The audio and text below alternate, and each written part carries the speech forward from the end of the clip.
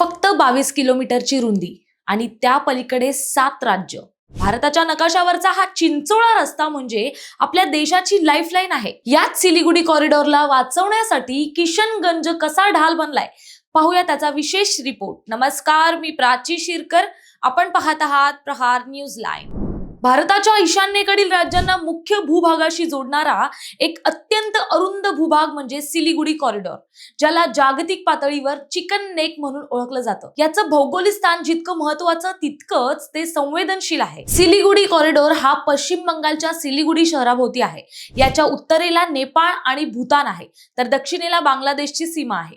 या भागाची लांबी अंदाजे 60 किलोमीटर आहे. पण सर्वात धक्कादायक बाब म्हणजे याची रुंदी.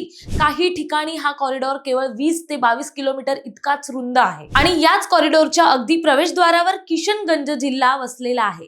जर शत्रूने सिलिगुडी कॉरिडॉरवर ताबा मिळवला तर भारताचा ईशान्य भारताशी संपर्क तुटू शकतो. चीनची नजर नेहमीच या 22 किलोमीटरच्या भागावर असते.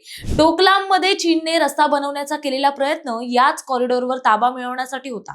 किशनगंज हे शहर भारतासाठी लष्करी रसद पुरवण्याचं मुख्य केंद्र आहे. इथूनच रेल्वे आणि रस्ते मार्ग ईशान्येकडे जातात. थोडक्यात काय तर किशनगंज हा अभेद किल्ला आहे, जो सिलिगुडी कॉरिडॉर म्हणजेच भारताच्या गळ्याला सुरक्षा प्रदान करतो. सिलिगुडी कॉरिडॉर ही भारताची सर्वात मोठी भौगोलिक कमजोरी असली तरी किशनगंज तिथली सर्वात मोठी ताकद आहे. हा 22 किलोमीटरचा भाग भारताच्या अखंडतेचा कणा आहे, ज्याचं रक्षण किशनगंज करतो. त्यामुळे गळा आवळण्याचे चीनचे स्वप्न होईल चक्काचूर. कागदावर हा रस्ता छोटा दिसत असला तरी भारताच्या सुरक्षिततेसाठी हा सर्वात मोठा पर्वत आहे.